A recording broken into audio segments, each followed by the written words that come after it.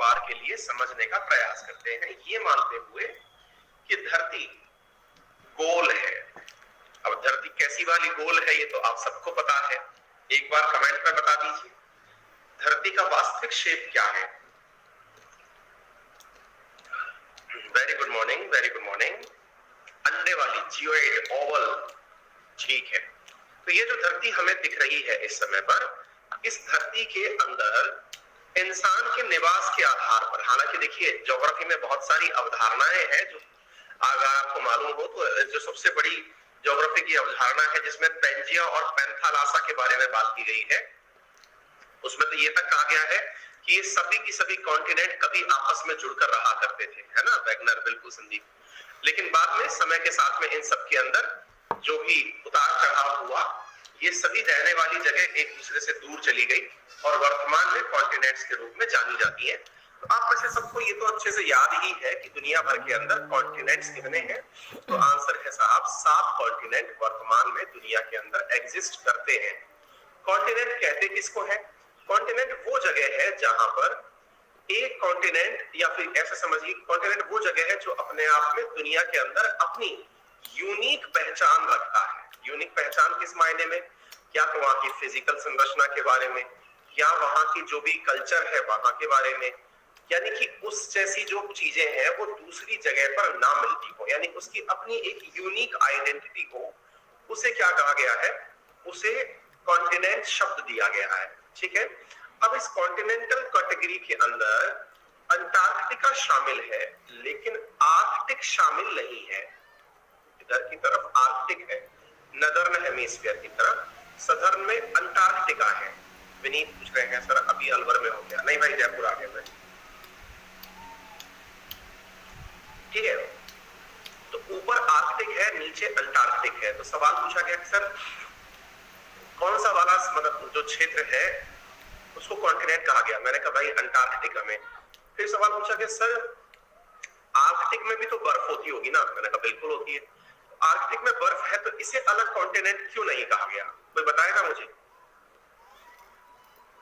हाँ जुगल, फिर से ये सीरीज शुरू हो रही है बेटा। शुभम बोल रहे हैं सर आर्कटिक तो सी है ना।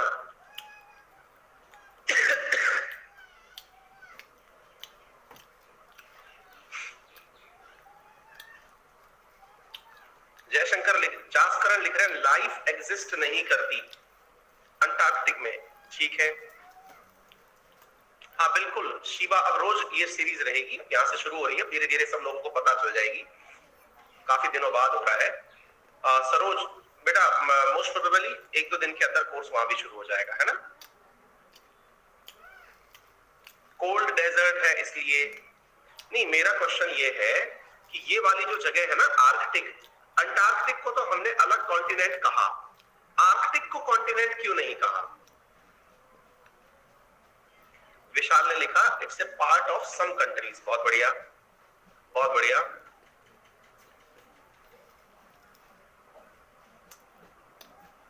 बहुत सही, क्योंकि इसके अंदर ना कुछ भी यूनिक नहीं था। अच्छा एयरमैन राज लिख रहे हैं सर वहां पर सिर्फ पानी है। नहीं भाई पानी नहीं है, वहां पे बर्फ है, ये पूरी जगह बर्फ ही है।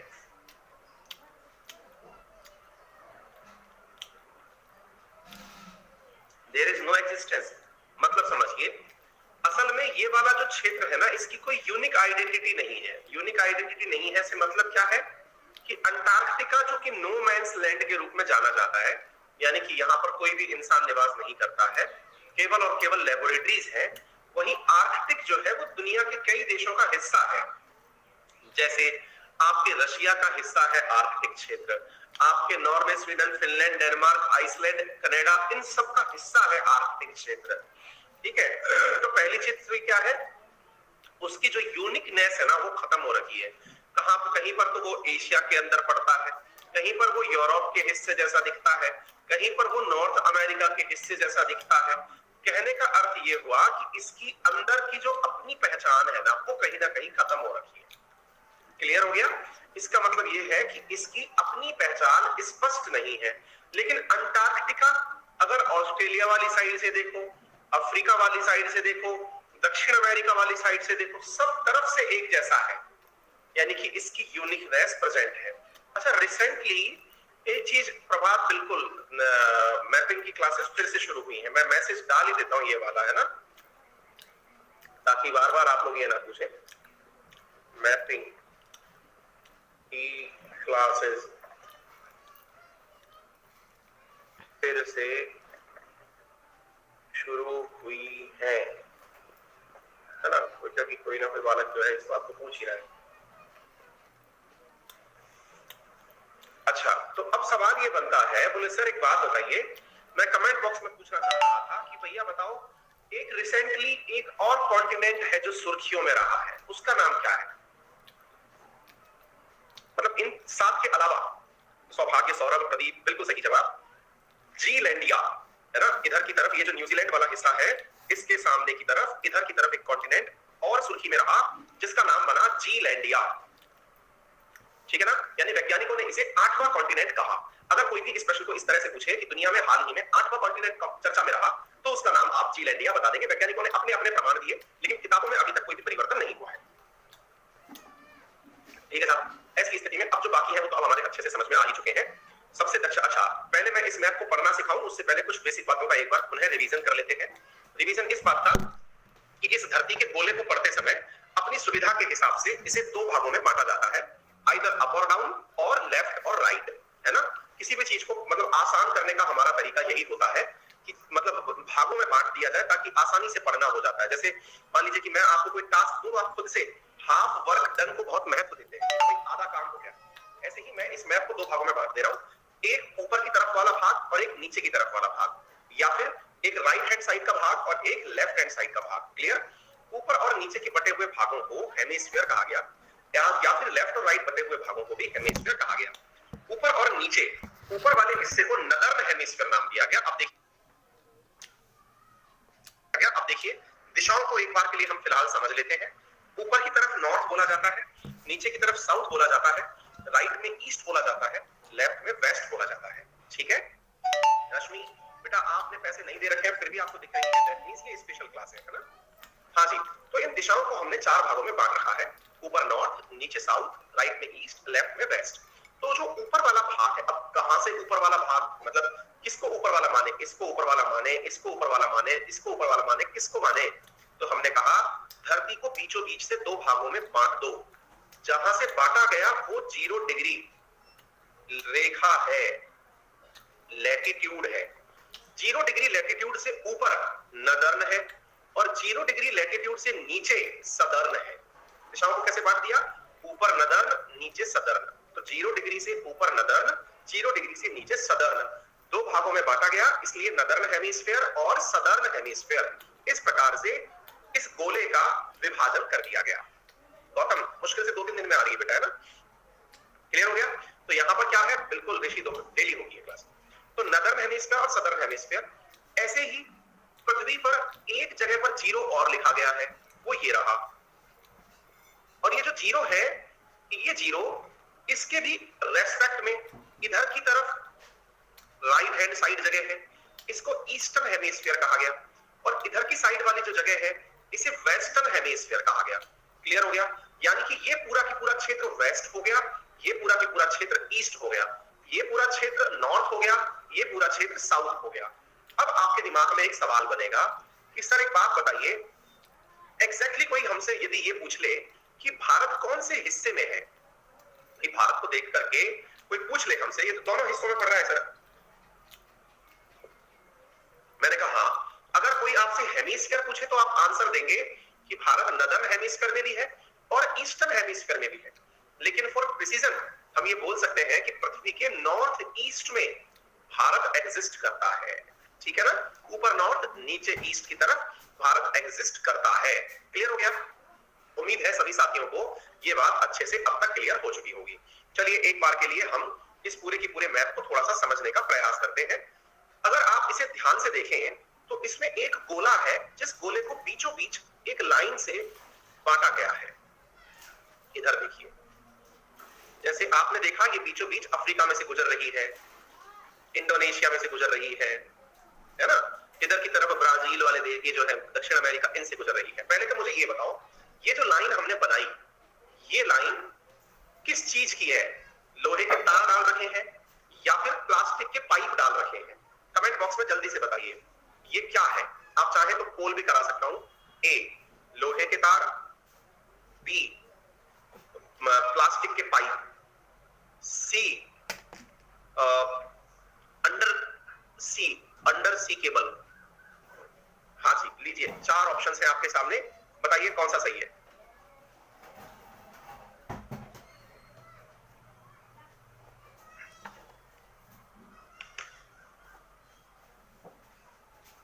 बहुत बढ़िया, शानदार।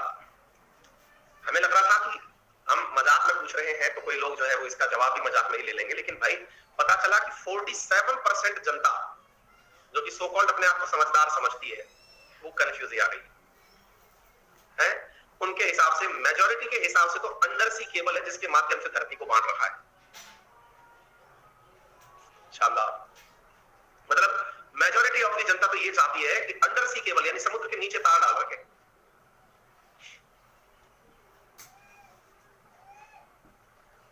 शानदार, जबरदस्त। दुर्गेश कह रहे हैं हमने पोल में ही पार्टिसिपेट नहीं किया। हाँ, ये आपकी समझदारी है, हमने इसीलिए डी ऑप्शन रखा था कि आप पोल में पार्टिसिपेट ना करें तो कहीं और चले। खैर कोई नहीं, जो इस प्रकार की बातें बोल रहे हैं, हम तो खेल ही नहीं रहे थे। कई बार ऐसा होता है ना, अपन बचपन में कोई मैच खेलते थे और फिर हम जब हार जाते थे तो हम तो कहते हम तो खेल ही नहीं रहे थे, हम तो टीम में थे नहीं, हमने बैटिंग करी नहीं, हमने बॉलिंग करी नहीं, मान गया। एनीवे, चलो इस बहाने ही सही, आप सही मैं गलत। आंसर जान लीजिए कि ये केवल एक इमेजिनरी लाइन है जो मानी गई है। ठीक है, अच्छा। अब इस इमेजिनरी लाइन के इर्द गिर्द अगर आप बात माने तो इसमें ऊपर की तरफ इस इमेजिनरी लाइन से पृथ्वी का अधिकांश हिस्सा ऊपर यानी नॉर्थ हेमिस्फीयर में है और नीचे की तरफ साउथ हेमिस्फीयर में। चलिए आगे बढ़ते हैं। ऐसे ही अच्छा, इसका वैसे असल में उपयोग क्या होता है, एक बार के लिए थोड़ी बेसिक चर्चा कर लेते हैं, फिर आगे वाले सेशंस में तो यहां से आगे फिर हम टैग करके मैपिंग कराएंगे। अभी थोड़ी सी बेसिक चर्चा चल रही है, आज तो एक तरह से इंट्रोडक्टरी चर्चा चल रही है। चूंकि इस लाइन ने धरती को 2 बराबर भागों में बांटा, इसलिए इस लाइन को इक्वेटर कहा जाता है। इक्वेटर, क्योंकि इसने इक्वली बांट दिया है ना, चूंकि इसने बराबर बांटा है इसलिए इसे इक्वेटर कहा गया। इसका सही मायने में उपयोग क्या है, ये क्या दर्शाती है, ये जो लाइन है इसका ज्योग्राफी में उपयोग क्या है? ये दर्शाती है कि सूरज की रोशनी अधिकतम जिस जगह आती है वो यही वाली जगह है। कौन सी वाली? इक्वेटर वाली जगह है। सर इसकी कोई विशेषता है क्या? बिल्कुल, इसकी तो अनंत विशेषताएं हैं, जिनमें सबसे बड़ी विशेषता ये है कि इस लाइन पर शाम को रोजाना 4 बजे बारिश होगी। मतलब दुनिया के सारे तथ्य एक तरफ और इवनिंग में बारिश होना एक तरफ, यानी यहां पर बारिश होकर रहेगी ही रहेगी। बोले सर जब धूप है तो बारिश क्यों है? हमने कहा धूप है तभी बारिश है, क्योंकि धूप से यहाँ पर स्थित जो पानी है वो वेपर बनता है और वेपर बनके वो आसपास के क्षेत्र में बरस जाता है। बोले अच्छा, पहली विशेषता तो ये हो गई। सर जब बारिश है यहाँ पे तो बारिश की वजह से तो इस जमीन पर बहुत जबरदस्त जंगल भी उगता होगा। मैंने कहा ये तीनों ही जगह वर्ल्ड फेमस है। पहला, अमेजन के घने वन जो कि दुनिया के लिए फेफड़े कहलाते हैं, वो भी इक्वेटर पर ही है। नंबर दूसरा, अफ्रीका के अंदर कांगो के जंगल जो कि दुनिया के सेकंड लार्जेस्ट या सेकंड डेंस फॉरेस्ट कहलाते हैं, वो भी इक्वेटर पर ही है। तीसरा, इंडोनेशिया के वो पेड़ जिनसे भारत को तेल प्राप्त होता है, पाम ऑयल, वो भी कहां पर है? इक्वेटर पर ही है। क्लियर हो गया? यानी कि इनकी तो उपस्थिति ही बहुत ज्यादा मायने रखती है। ये यहां तक क्लैरिटी ऑफ थॉट हमें आ चुका है। उम्मीद है आपको भी इस प्रकार की क्लैरिटी आ चुकी होगी। ठीक है, चलिए तो बोले आगे बढ़ते हैं सर। अब इसके बाद में थोड़ा आगे दाएं बाएं चलने का प्रयास करते हैं। सर जब सूरज ऊपर या नीचे कम पहुंचता है, जब यहां सबसे ज्यादा पहुंचता है तो सबसे ज्यादा बारिश है। ऊपर की तरफ तो यहां पर पहुंचता ही नहीं होगा, ऐसे नीचे की तरफ भी सर मतलब बहुत ही कम पहुंचता होगा, क्योंकि पृथ्वी जो है वो ऐसी है नहीं जैसी दिख रही है। मतलब ये जो है इस प्रकार से एक लाइन पर नहीं खड़ी हुई है, थोड़ी झुकी हुई है, टिल्टेड है, 23.5 डिग्री झुकी हुई है। हमने कहा तो बोले सर ऐसी स्थिति में ऊपर और नीचे का मामला कुछ अलग होता होगा। हमने कहा होता है ना। बोले क्या होता है? हमने कहा अधिकतम सूरज जो है वो यहीं तक अपनी सीधी रोशनी फेंकता है, यानी कि इस लाइन के ऊपर जाके खड़ा हो जाता है। सर ये कौन सी जगह है? हमने कहा ये है 23.5 डिग्री नॉर्थ। कितना? 23.5 डिग्री नॉर्थ। अच्छा, फिर सर दक्षिण में कितना तक जाता है?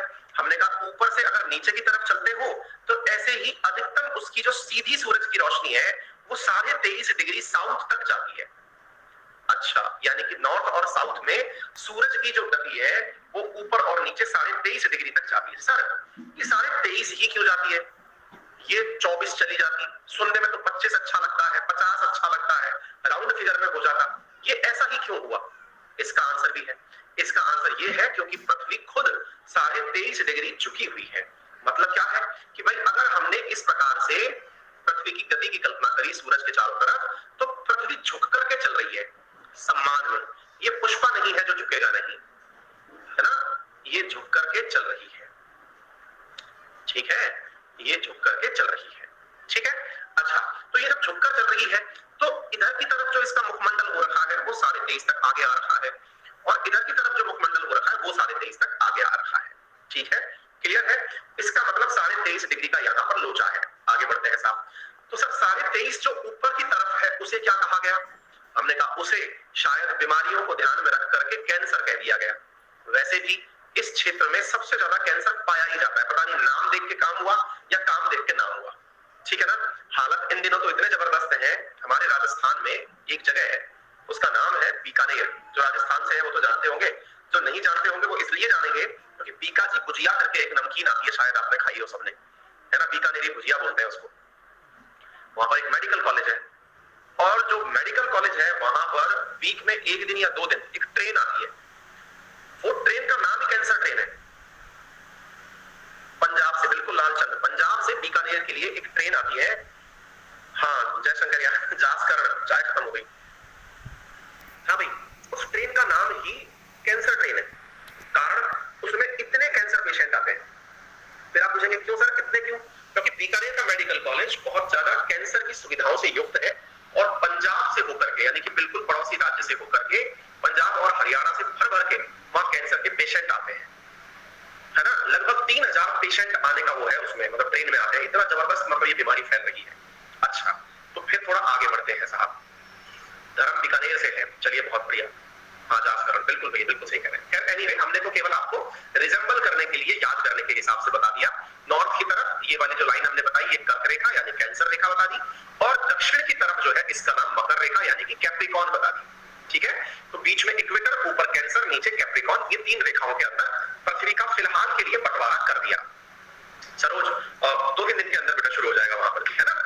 अब फिर एक सवाल बना, सर एक बात बताइए, यदि ये बंटवारा हो गया, ये देखिए ये बंटवारा तो आपने कर दिया, अब इस बंटवारे का क्या लॉजिक है? हमने कहा इसका कोई लॉजिक है नहीं असल में। ये ऐसी लाइन है जो कि खुद की सुविधा से बनाई गई। जैसे मान लो मैं एक सवाल पूछूं आपसे, ये बिल्कुल बहुत आसान सी घटना थी, मैं आपको बताता हूं। ये ऐसे मान लो कि ये एक गोला बनाया मैंने, हालांकि मैं एक बार में सीधा गोला बना नहीं पाया, तो मुझे थोड़ी तकनीकी सहायता लेनी पड़ेगी। मान लीजिए मैंने एक गोला बनाया। अब मैं आपसे पूछता हूं कि बताइए इस गोले के अंदर जगह शुरू कहां से हुई? मान लीजिए मैंने इस गोले में आपसे पूछा स्टार्टिंग पॉइंट बताओ, स्टार्टिंग पॉइंट बताओ इस गोले का। स्टार्टिंग, बस मैंने गोला बना दिया, आपसे पूछा कि इस गोले का स्टार्टिंग यानी 0 पॉइंट बताइए कहां है। हाँ, बच्चों ने कहा सर कहीं से भी कर दो। भाई मान लीजिए आप यहां से शुरू कर दोगे तो यहीं लाके खत्म करना है, आप यहां से शुरू कर दोगे तो यहीं लाके खत्म करना है। मतलब इसमें जहां देखो अनंत संभावनाएं हैं शुरू करने की। मैंने कहा यार वो तो सही है, लेकिन इस शुरुआत के शब्द की जरूरत ही क्या पड़ी? मान लो मैंने आपसे कहा यहां से शुरू करते हैं, चलिए, इसकी जरूरत ही क्या थी? बिना शुरुआत का पॉइंट माने ही चीजें शुरू कर दी जाती। अरे नहीं सर, आसान होता है, बिल्कुल इनएविटेबल ने बताया, कंपेयर करना आसान होता है। क्या कंपेयर करना आसान होता है? कि भाई सेंटर पॉइंट से लेफ्ट में है, सेंटर पॉइंट से राइट में है, कहां पर है भाई वो, है ना। दूसरा बोले सर ये भी आसान होता है पहचानना कि सेंटर पर वापस कितनी देर में लौटेगा, क्योंकि गोल है ना सर, वापस लौटेगा, तो सेंटर पर वापस कितनी देर में लौटेगा, इसलिए कोई तो स्टार्टिंग पॉइंट मानना पड़ेगा। हमने कहा ये बात भी सही है, तो भाई सेंटर पॉइंट कहीं ना कहीं मानना पड़ेगा। इस वजह से चूंकि धरती पर जिस समय अंग्रेजी यानी ग्रेगोरियन कैलेंडर बन रहा था, अंग्रेजों का राज था, अंग्रेजों ने अपने हिसाब से इस सेंटर पॉइंट को खुद से डिसाइड कर लिया कि भाई सेंटर पॉइंट अपना, उसके बाद बाकी बातें डिसाइड होंगी। बोले ठीक है, कहां किया? तो जहां बैठ करके ये सब बकवास हो रही थी वो यूनाइटेड किंगडम के अंदर एक जगह थी जिसका नाम था ग्रीनविच। मैं एक बार जूम करके दिखाऊं, इधर देखो, यहां पर ये यूके रहा, और इस यूके के अंदर एक जगह है जिसका नाम है ग्रीनविच। वहां पर बैठ करके ये सब बातें बैठकर, जैसे आप और हम जैसे जो लोग हैं, बुद्धिजीवी जो लोग हैं, वो वहां पर बैठे हुए थे और आपस में चर्चा कर रहे जीरो पॉइंट तो अपन अपनी जगह यहीं से मानते हैं, ठीक है, जीरो तो अपन ने यहीं से मान लिया। अब इसकी एवज में लेफ्ट और राइट करेंगे। यानी कोई आपसे ये सवाल पूछे कि भाई इक्वेटर का तो समझ में आता है, इक्वेटर का तो समझ में आता है कि धरती पर यहां पर सूरज रहता है, सबसे ज्यादा सूरज रहता है, धरती बराबर भागों में बंटती भी है, सूरज का रेफरेंस है इसके पास, तो इसलिए इस जगह की तो चलो फिजिकल वेरिफिकेशन भी है। लेकिन इस वाले जीरो के पक्ष में क्या है? तो आंसर है जी कुछ भी नहीं है इस जीरो के पक्ष में। ये जीरो तो फर्जी है। आपको मेरी बात समझ में आ रही है? इस जीरो का कोई मतलब अर्थ नहीं है, फर्जी है, ये फेक है, ये अपनी सहूलियत के हिसाब से बनाई गई। लेकिन अब चूंकि बनने के बाद से दुनिया ने इस पर विश्वास करना शुरू कर दिया, क्योंकि दुनिया में सबसे बड़ी जो चीज है ना, मैं आपको बताता हूं, अपन अक्सर एक लाइन बोलते हैं। क्या लाइन बोलते हैं? कि सर हाँ बिल्कुल हर्ष रहेगा भैया, बाद में भी देख लेना। इसके अंदर हम लोग अक्सर एक लाइन बोलते हैं, मतलब जीवन का एक फलसफा है कि हमेशा दुनिया उनके पीछे चलती है जो काम शुरू करते हैं। अदरवाइज शुरू करने के नाम पर तो लोग फॉलोअर्स ही बनते चले जाते हैं। नई शुरुआत करने में सबको बहुत जोर आता है, तो दुनिया ने भी इतना दिमाग नहीं लगाया कि अरे कौन करेगा ये सब खाचा फाचा, एक काम करो इन्हीं अंग्रेजों को दे दो। क्योंकि यही अगर कोई मुझसे कह दे या आपसे कह दे कि यार सर एक काम करो, आपके घर के बगल में ना एक मट्टी का बहुत ऊंचा सा पहाड़ बना हुआ है, हमने कहा तो सर उसको खोद के देखो, उसमें कुछ मिल सकता है। मैंने कहा कारण क्या है? बोले उसके बगल में नदी है ना। मैं पागल है क्या? खोद के देखो, और कोई काम नहीं बचा, मैं खोद के देखूंगा, इतने में तो मुझे मनरेगा की मजदूरी में कितने ही हजार रुपए मिल जाएंगे, इतना मैं इस पहाड़ को खोदूंगा, इतने में तो मनरेगा की मजदूरी में क्या क्या मिल जाएगा। लेकिन अंग्रेज पागल होते थे इस मामले में, वो ऐसे ही पहाड़ों को खोद खोद के देखते गए, सिंधु घाटी सभ्यता निकाल दी, हड़प्पन सिविलाइजेशन, मोहनजोदड़ो जैसी जगह निकाल दी, क्यूरोसिटी है। सर एक काम करो सर, आप कहां से आए हो? मैंने कहा भाई मैं इंडिया से हूं। सर एक काम करो, मैं आपको ना कांगो है ना, कांगो, मैंने कहा हाँ, वहां पे कभी कोई राजा हुआ करता था? बोले हाँ। उसकी कुछ किताबें रखी, आप जरा पढ़ो सर उसको और बताओ कि कांगो का असली राजा कौन था। तो मैंने कहा यार मैं क्यों पढ़ूं कांगो का, मैं पागल हो रहा है, मैं इंडिया का पढ़ लिया बेटा, आईएएस बन जाऊंगा, आईएएस बनो, पढ़ो लिखो, क्या बकवास कर रहे हैं कांगो कांगो। अगेन वही वाली बात कि मैं पढ़ लिया तो मेरे काम आएगा, ये कांगो किसी के बारे में पढ़ने का क्या मतलब। अंग्रेज लेकिन पागल होते थे। क्या पागल होते थे? उनको बड़ा इंटरेस्ट था भारत आकर के भारत की चीजों को खोजने के बारे में। यही कारण है कि आज इस राजस्थान में मैं बैठा हुआ हूं, उसके अधिकांश राजस्थानों का इतिहास उन्होंने खुद से खोज के लोगों को दिया कि देखो आपके बारे में इतना कुछ जानकारी दुनिया में उपलब्ध थी, पढ़ो इसे, आप भूल गए बीच के काल में, कितना इंपॉर्टेंट था आपका ये शासन। इवन राजस्थान नाम भी आपको अंग्रेज देके चले, या तो राजाओं का स्थान थे। एक विद्यार्थी कह रहा था ज्यादा टाइम था क्या उनके पास? बिल्कुल, राहुल को जिंदगी जीने आए थे, नौकरी करने नहीं आए थे। हमारी जिंदगी आपकी और हमारी सबकी गुलामी करने में भी मानसिकता ऐसी हो गई कि हम नौकरी पैदा हो गए, हम पैदा ही नौकर होते हैं। मतलब हमको कोई बधाई देना तो बधाई देते कोई ये कहे, जैसे ना पीडीएफ के अंदर बधाई हो फुटबॉलर हुआ है, बधाई हो डॉक्टर हुआ है, नहीं बधाई हो नौकर हुआ है, क्योंकि हम लोग उसी उसके हैं, ठीक है।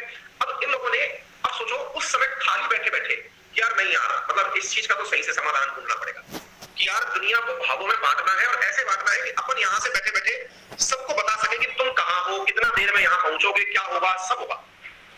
राहुल कह रहे वर्क नहीं किया सर, उन्होंने लूटा है बस। हाँ ये भी, वो जो तुमको नौकर बनाने के लिए जो सिलेबस पढ़ाया गया ना, उसके अंदर लिखी हुई बातें हैं ये, ठीक है ना। अगर लूटा होता तो तुम्हारे सिलेबस में कुछ एंशिएंट इंडिया का पढ़ने का ही ना होता, ठीक है। ये सब बातें ऐसी हैं। चलिए अब उन्होंने क्या किया, इस पूरी धरती को प्रॉपर तरीके से लाइनें खींच खींच करके बांट दिया।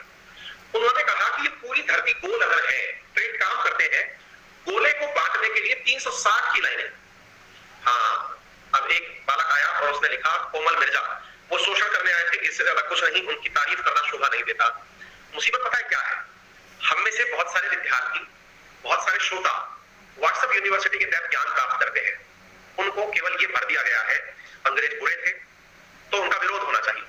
लेकिन चूंकि व्हाट्सएप यूनिवर्सिटी से यूपीएससी पेपर नहीं पूछता है, यूपीएससी का प्रीवियस ईयर का पेपर उठा के देखिएगा, लॉर्ड कर्जन जिसको लोग दुर्जन के नाम से जानते हैं, उसके बारे में यूपीएससी ने केवल एक चीज पूछी कि इनके द्वारा किए गए सकारात्मक कार्य बताइए। जिनको केवल दुनिया याद रखती है इसलिए कि उन्होंने बंगाल का विभाजन किया, उनके बारे में सवाल पूछा गया कि उनकी सकारात्मक चीजें बताइए। लॉर्ड डलहौजी के काल की उपलब्धियां बताइए। समझ रहे हैं आप मुसीबत क्या है?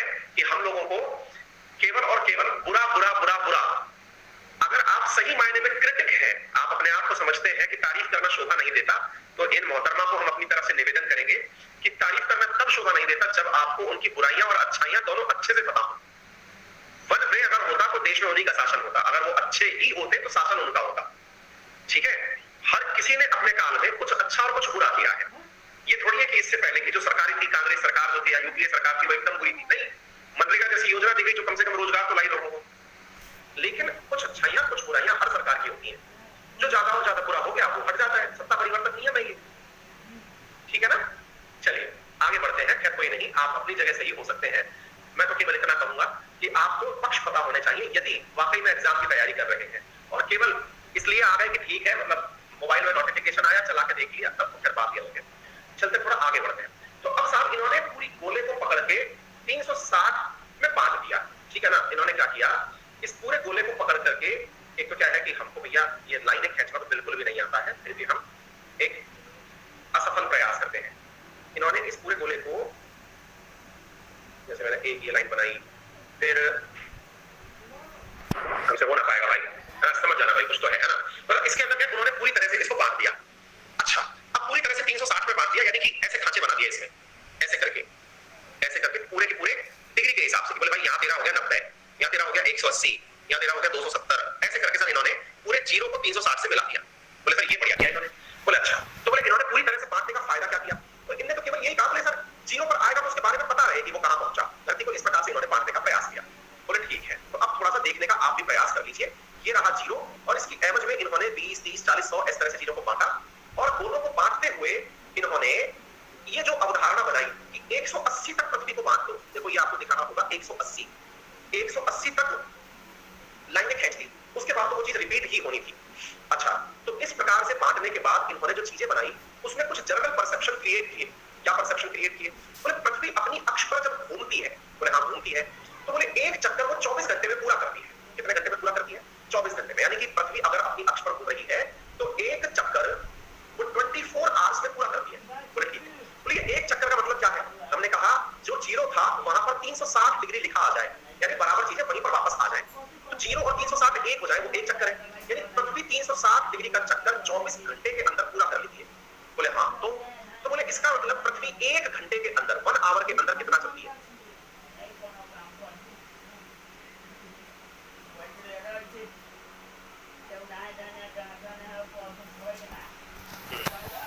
ये होता है कई दिनों बाद जब क्लास लेते हैं ना, तो कई पूरी जन क्लास के अंदर विद्वान हो जाते हैं। अब देखो इस बच्ची ने बहुत अच्छा कमेंट किया है हमारे ऊपर, गलत चीजें आप फैला रहे हैं उनकी तारीफें करके। उनकी मंशा सही नहीं थी, मंशा बस शोषण करने की। जो कुछ वो किए अपने लिए ही किए थे, भारतीयों के लिए कुछ नहीं किए, वो बस इनडायरेक्टली भारतीयों को कुछ फायदा हुआ। कोमल, मैं हार गया, तुम सही हो, मैं बहुत बुरी तरह। कहने का मतलब ये हुआ कि वो एक घंटे में 15 डिग्री पृथ्वी चल रही है, ये कंफर्म हो गया। अच्छा, एक घंटे में 15 डिग्री चल रही है से मतलब हुआ कि अगर मैं इस 0 डिग्री से इधर खड़ा हूं तो मुझे ये पता चल गया कि अगर एक बार के लिए मैं मान लूं कि मान लो सूरज जो है ना वो यहां पर है, एक बार के लिए मैंने मान लिया सूरज की रोशनी यहां पर है ना, ये सूरज है, इसके सामने की तरफ जो है रोशनी पृथ्वी है, उसके ऊपर सूरज की रोशनी आ रही है, पृथ्वी गोल गोल घूमे जा रही है। अब पृथ्वी गोल गोल घूमे जा रही है तो एक घंटे के अंदर वो 15 डिग्री मूव कर रही है। एक घंटे में 15 डिग्री मूव कर रही है। मान लीजिए अभी वो मेरे थंब के सामने सूरज की रोशनी थी, अब वो घूम गई घंटे भर के अंदर और लिटिल फिंगर के ऊपर रोशनी आ गई। पहले कहां पर थी, थंब के ऊपर, फिर कहां आ गई, लिटिल फिंगर के ऊपर रोशनी आ गई। थंब और लिटिल फिंगर 15 डिग्री की डिस्टेंस पर है, मैं आपको समझाने के लिए बोल रहा हूं। तो मुझे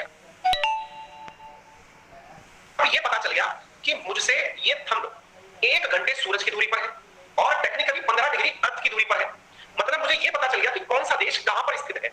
सही मायने में मुझे लोकेशन पता चलने लग गई। किसकी पता चल गई, लोकेशन देशों की पता चलने लग गई। उदाहरण के लिए इंग्लैंड से यानी कि इस यूनाइटेड किंगडम से भारत कितने घंटे आगे है, 5.5 घंटे आगे है। क्लियर, भारत कितना डिग्री आगे है, 5.5 घंटे आगे। मतलब ये हुआ कि भारत पे जब सूरज की रोशनी होती है तो उसके 5.5 घंटे बाद इंग्लैंड पर रोशनी होती है। सर भारत पे 5.5 कैसे आया, मैंने कहा 1 घंटा इज इक्वल्स टू 15 डिग्री, 5 घंटे इज इक्वल्स टू 75 डिग्री। तो इसके बाद में 0.5, 5.5 घंटा बोला ना मैंने, इसका मतलब 7.5 और जोड़ दो, 7.5 और जोड़ दिया, यानी 7, 5, 12, यानी कितना हो गया 82.5 डिग्री का डिस्टेंस है। ठीक है, यानी कि इंडिया जो है वो यूके से कितना आगे हो गया, 82.5 डिग्री आगे हो गया। क्लियर हो गया, समझ में आ गया। कहने का अर्थ ये है कि पृथ्वी को इस प्रकार से बांट करके इन्होंने बहुत अल्टीमेट काम क्या कर दिया। सॉरी, मुझे तारीफ करनी पड़ रही है इनकी, है ना, और भी मेरा कोई भाई बहन है जिसको कि बुरा लग रहा हो, लेकिन मैं मजबूर हूं कि मुझे अब जहां से सैलरी मिल रही है उनकी थोड़ी तारीफ करनी पड़ेगी। अंग्रेज मेरे अकाउंट में पैसा डालते हैं। तो मुद्दा यह है कि साहब इन्होंने एक शानदार काम क्या कर दिया कि इन्होंने पूरी पृथ्वी को इस प्रकार से घंटों के क्रम में बांट दिया, है ना, इधर से लेकर के इधर तक। यानी कि अब मुझे ये अच्छे से पता है कि सूरज सबसे पहले इस 180 डिग्री का सामना कर रहा है। अब 180 डिग्री का सामना कर रहा है और इस 180 डिग्री के बाद में 12 घंटे, अब 180 में 15 का भाग दे लो, यानी 12 घंटे, यानी 12 घंटे बाद यूके पहुंचेगा और यूके के 12 घंटे बाद फिर से यही पहुंचेगा। यानी सूर्य, हम भगवान के ऊपर क्वेश्चन कर लेते हैं कि भगवान भी होता है क्या। ठीक ठीक है ना, तो टीचर तो बहुत छोटी बात है, क्योंकि अल्टीमेटली अज्ञानता जो है ना, वो अज्ञानता, वो आपको मालूम है भगवान श्री कृष्ण के साथ शिशुपाल की जो कहानी है, शिशुपाल को वरदान प्राप्त था कि वो 100 बार गलती करेगा तो भगवान कृष्ण उसको माफ करेंगे, लेकिन उसकी जो चीजें थी वो इतना अंडर एस्टिमेट कर गया कि वो सामने वाले व्यक्ति की पावर को भूल गया उस 100 के काल में। यहाँ पर भी कुछ नए विद्यार्थी ऐसे हैं जिन्हें थोड़ा सा गलतफहमियों का साथ है, खैर कोई नहीं, धीरे धीरे जब ज्ञान आता है तो प्यार सतही पूर्ण यात्रा करेंगे। तब तक के लिए आप अपना ख्याल रखें।